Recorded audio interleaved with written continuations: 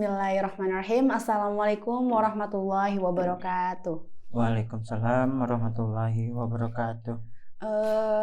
Karena ini podcast perdana ya, izinkan kami perkenalkan diri terlebih dahulu.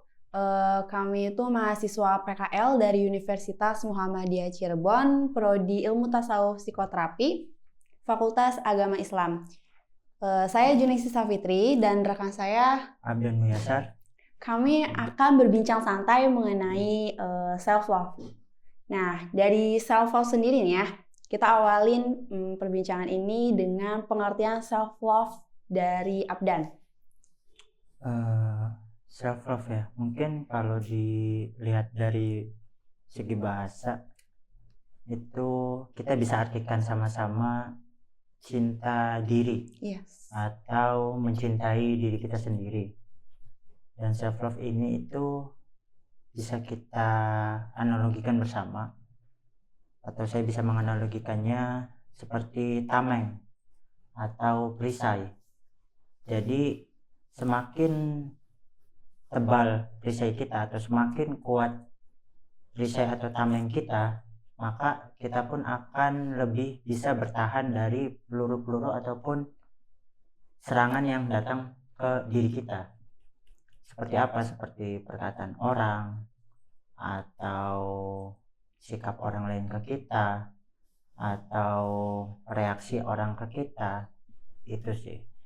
Jadi dengan kita memahami self love atau memahami diri kita sendiri, dengan kita cinta terhadap diri kita sendiri, itu seenggaknya kita bisa terhindar dari rasa cemas, rasa insecure atau kurangnya percaya diri, dan mengurangi depresi juga. Jadi ketika kita sudah bisa memahami nih diri kita sendiri, maka bisa saya jamin dia terhindar dari peluru-peluru tadi ya, sikap dan omongan orang lain ke kita. Lebih bisa aware dan bisa nerima lah gitu. Anak muda zaman sekarang kan kadang terpakunya sama sosial media ya, apalagi kayak standar TikTok, standar X gitu ya. Iya benar. Rata-rata anak muda sekarang ya, emang standar hidup mereka tuh udah di bawah naungan sosmed itu ya. TikTok, iya, dan sosial Nah, media platform gimana nih lainnya. tanggapan Abdan mengenai hal itu? Kadang karena statement dari sosmed itu bikin anak muda tuh jadi insecure gitu loh. Gimana ya tanggapan Abdan tentang itu? Lebih bisa memikirkan gini ya, sama halnya kita self love itu mengaplikasikan teori berpikir stoikisme atau filosofi teras ya. Mungkin anak-anak zaman sekarang pun yang update akan hal itu mungkin tahu apa itu stoikisme. Jadi bagaimana kita bisa memfilter apa yang harus kita pikirkan dan apa yang nggak mesti kita pikirkan gitu. Jadi dikotomi kendali kita itu bermain gitu. Jangan hanya berpaku pada sosial media atau berpaku pada omongan orang lain. Jadi itu hal-hal, jadi gini, stoikisme itu dibagi dua ya, ada faktor internal dan faktor eksternal.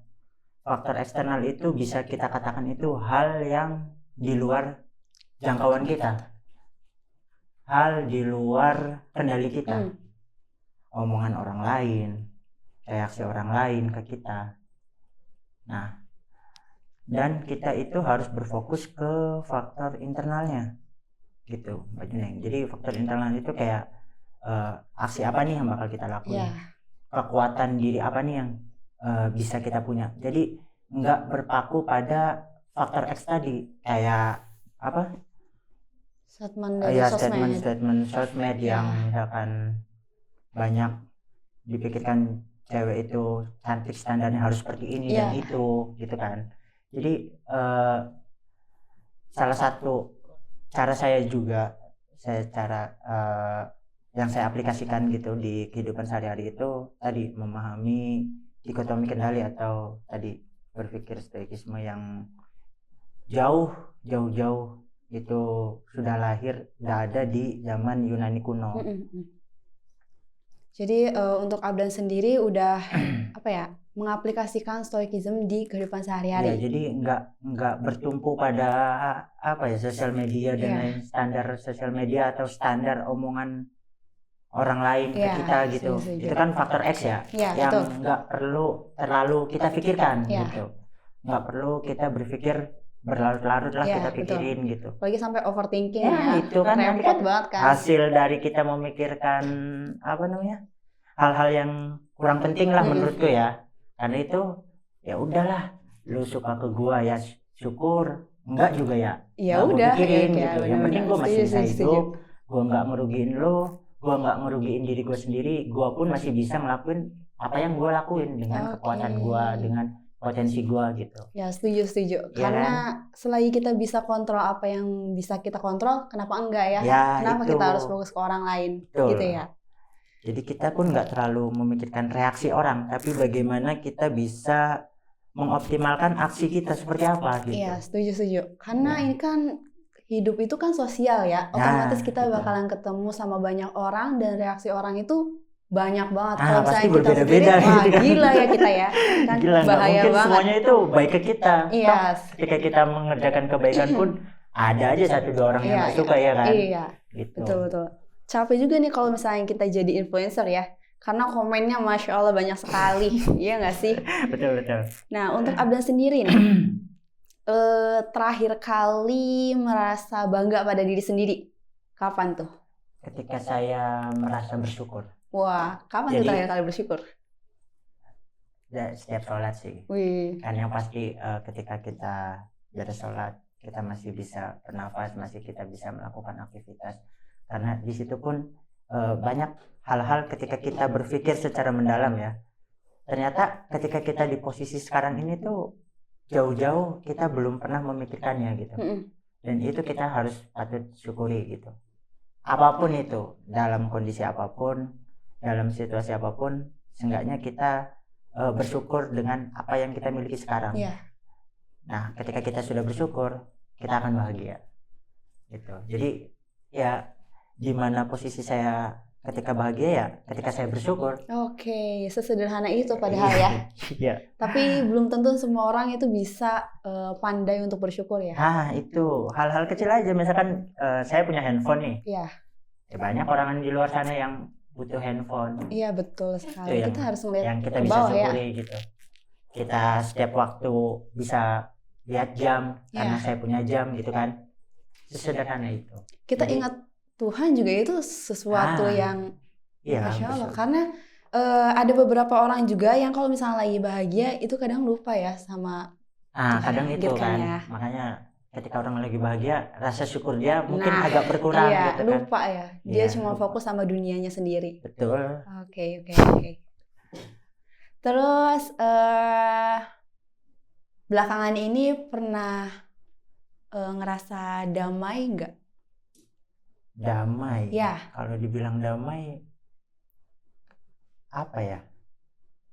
Kan Abdan nih masih anak muda kan ya, sebaya lah. Anak muda biasanya kalau misalnya anak muda emang trennya itu kayak overthinking, galau, mikirin sesuatu yang di luar itulah.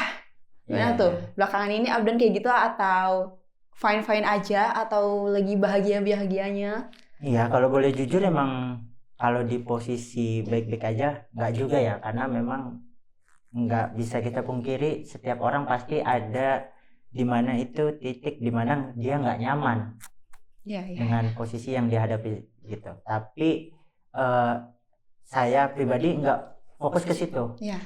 Fokusnya tadi apa yang bisa kita kerjakan sekarang, apa yang bisa misalkan kayak sekalian curhat lah ya. Boleh.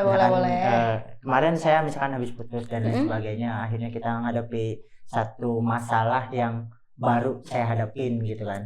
Nah itu bagaimana kita bisa mengontrol diri kita supaya perisai kita tadi yang saya artikan itu sebagai saya cinta pada diri saya, itu bagaimana kita bisa memperkokoh tameng itu gitu dengan aktivitas yang positif, kemudian dengan hal-hal yang rutinan yang setiap hari kita lakukan gitu.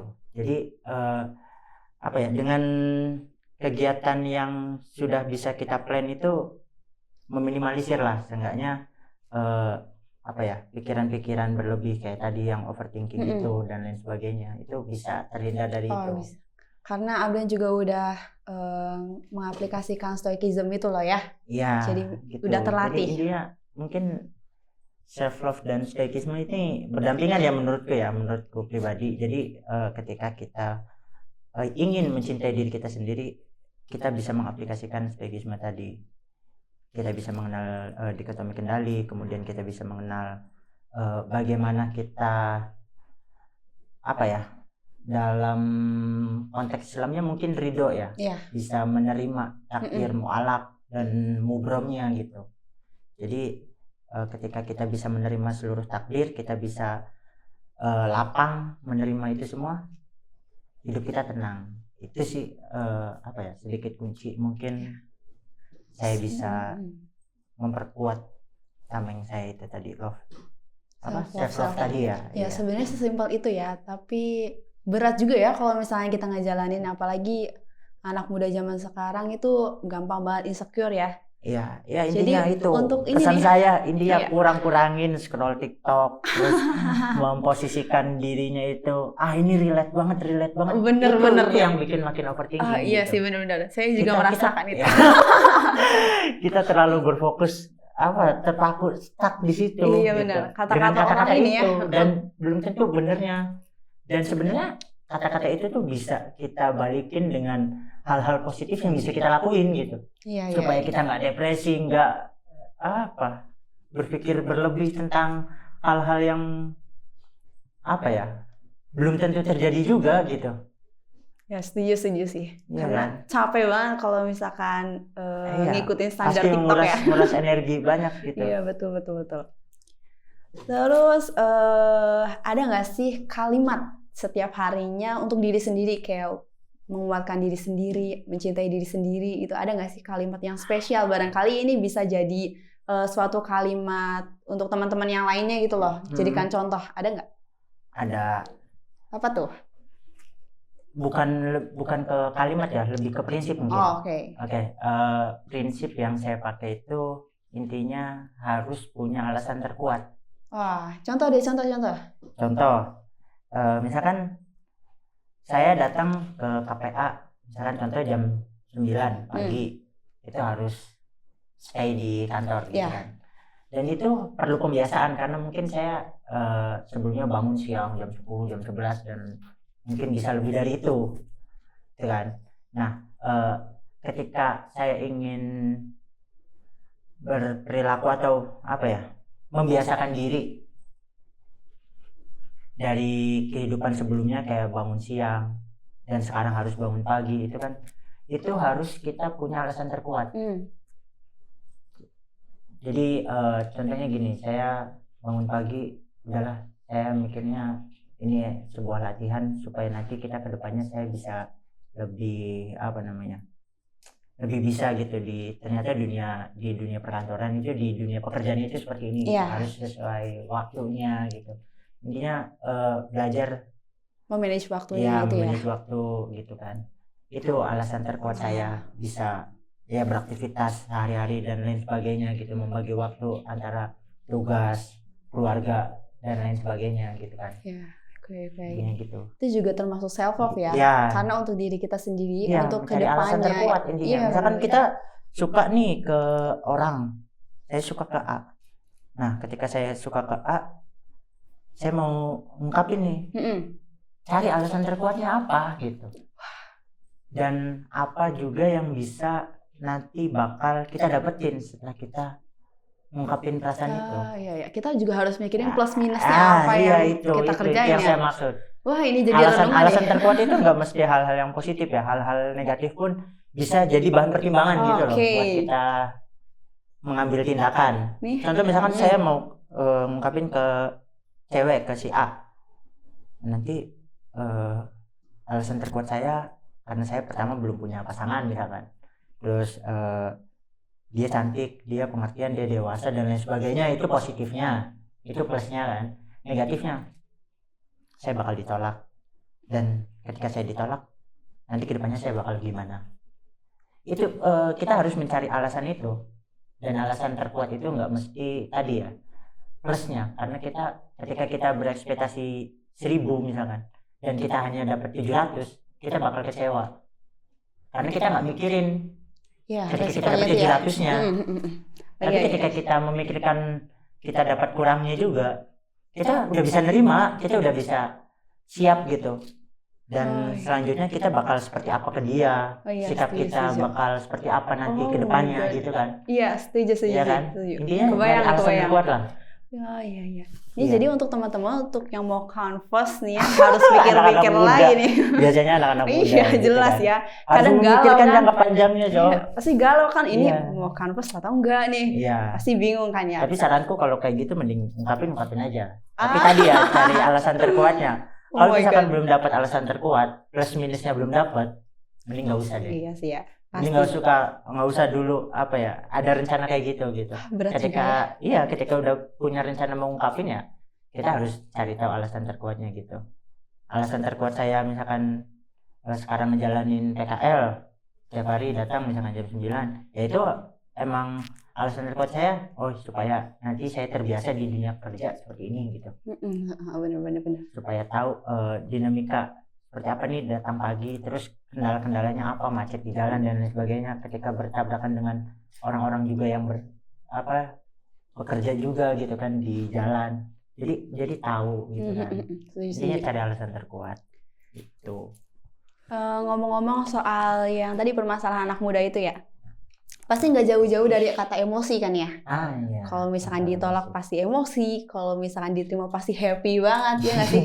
Iya kan ya. Nggak tahu nanti kedepannya bakal gimana ketika dia happy kan. Iya. Ketika anjir saya udah dapet nih gitu kan, apa yang udah saya ungkapin, ternyata rasa suka saya berbalas misalkan, dia bakal bingung ketika dia belum tahu alasan terkuat dia buat jangka kedepannya gitu. Iya sih, benar-benar. Ya. Ketika dia diterima dia belum tahu kedepannya gimana, dan ketika nanti ditolak perasaan dia juga, emosi dia bakal lebih nggak kekontrol lagi gimana gitu kan, kadang gitu kan. Jadi pikirin baik-baik nih ya. Iya. Ngomong-ngomong tentang emosi nih, gimana nih pendapat Abdan kalau misalkan emosi apa ya? Kadang kalau misalnya kita lagi emosi, lagi sedih atau lagi marah atau lagi kecewa tuh, terus harus datang ke KPA, itu harus nutupin kan ya? Gak mungkin dong kesini-sini harus gitu. Iya. Nah, gimana caranya biar jujur sama emosi sendiri? Kadang kalau misalkan udah ke bawah suasana itu lupa sama emosi sendiri. Kan lama-lama tumpuk jadinya stres kan. Nah, gimana caranya biar bisa jujur sama emosi sendiri?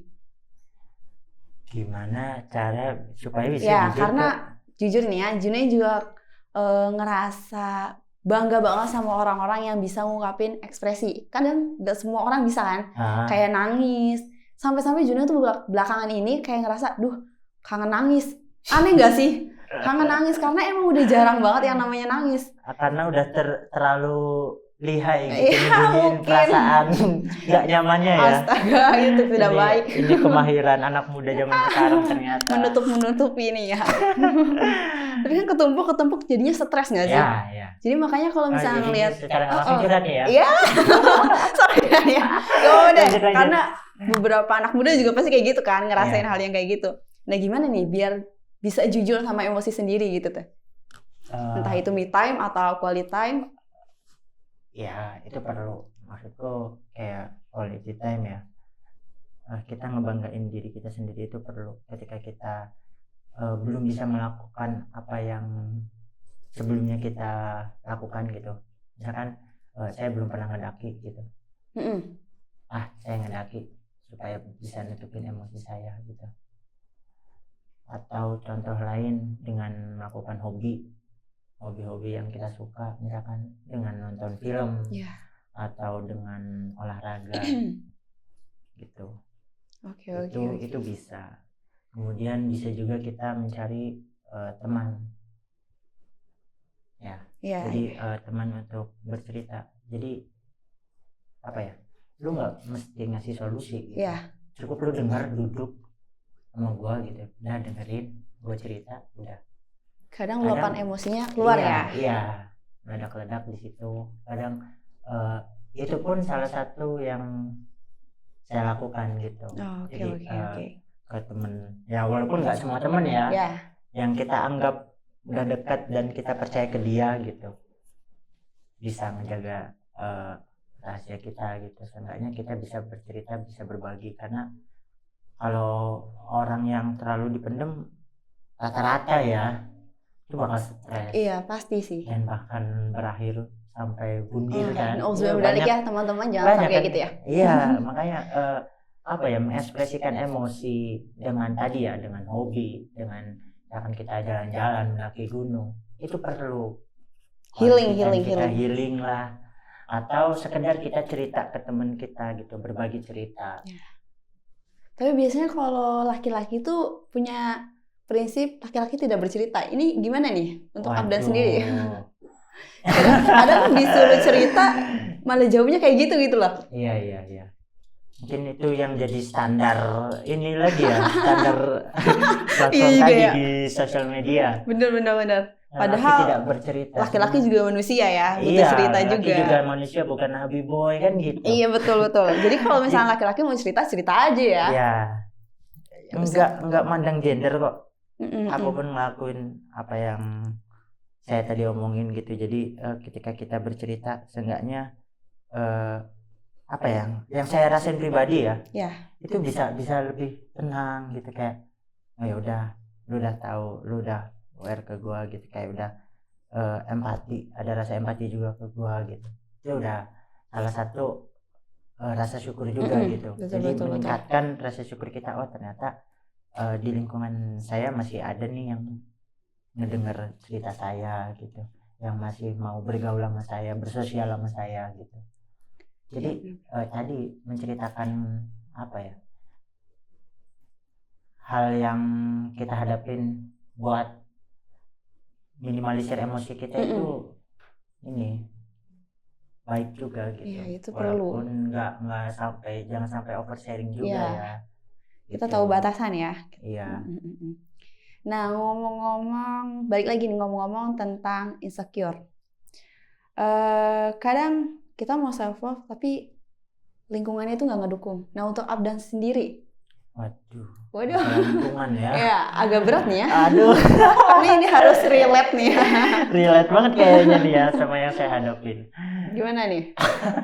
Enggak, saya pribadi nggak menyalahkan lingkungan. Iya.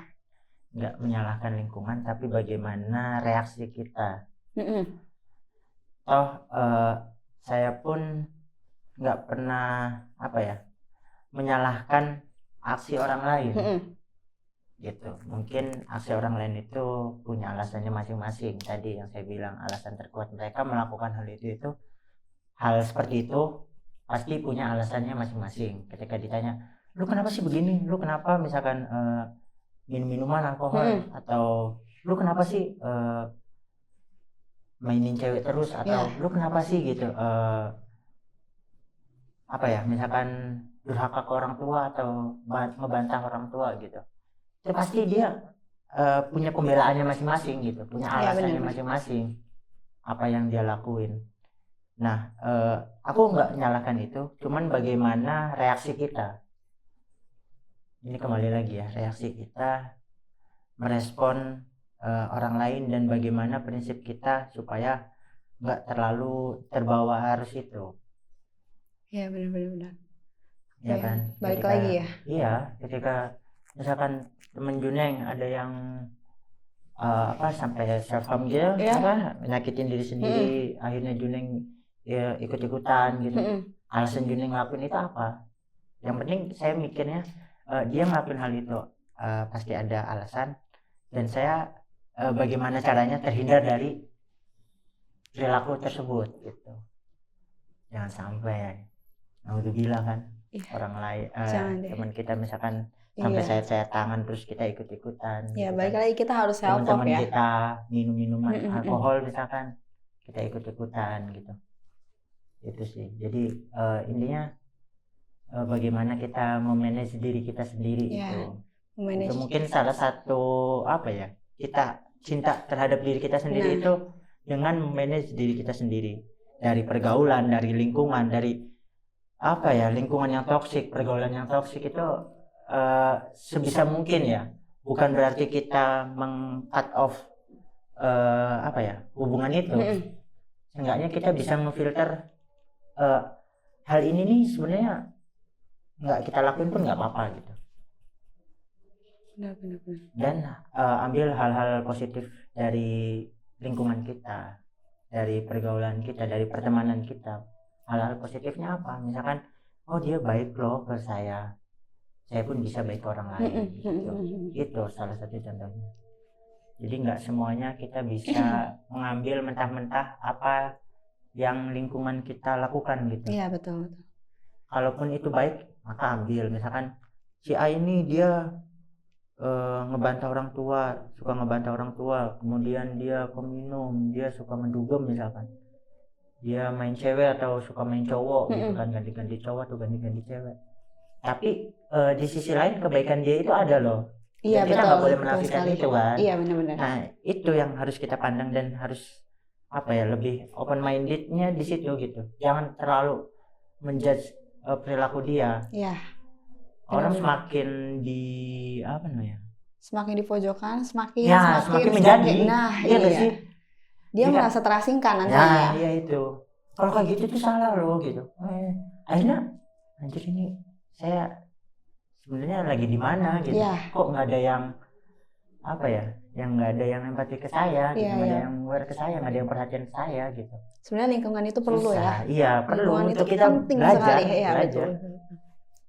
Nah, ada pertanyaan terakhir nih. Boleh. Abdan ini, menurut Abdan, diri Abdan itu unik nggak sih? Kalau dibilang unik. Apa tuh? Pasti. Apa tuh uniknya? Keunikan saya tadi nggak terlalu nggak terlalu memikirkan orang lain lah. Perkataan orang lain, reaksi orang lain tadi yang saya bilang di awal. Tapi karena saya mikirnya belum tentu orang lain bisa ngelakuin apa yang saya lakuin. Benar-benar. Tapi kadang kalau misalkan orang bahasa kasarnya gak peduli deh sama lingkungan yang lain gitu kah? Enggak, bukan. Gimana? Saya nggak peduli sama lingkungan. Gimana kalau deh? Saya nggak peduli ke lingkungan, saya nggak punya teman sana sini. Bener sih. Ya kan? Maksudnya nggak peduli sama ucapan-ucapan orang, ucapan-ucapan negatif orang itu loh. Ya, yang bisa menurunkan menurunkan kepercayaan diri kita itu. Tapi kadang suka nggak peka nggak sih sama lingkungan kalau misalkan nggak peduli kayak gitu?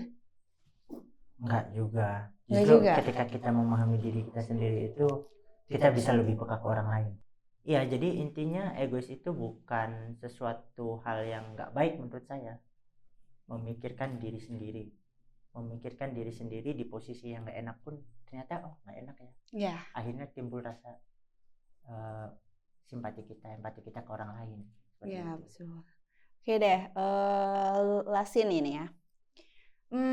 Kata-kata untuk teman-teman kita yang nonton deh. Tentang self love. Ya.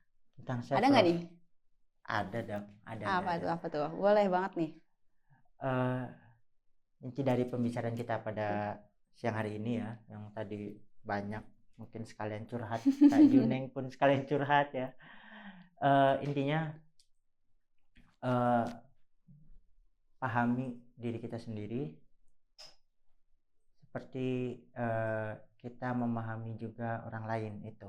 Jadi pahami diri kita sendiri sehingga kita mampu memahami orang lain. Karena pada dasarnya diri kita itu ya milik diri kita sendiri. You have yourself.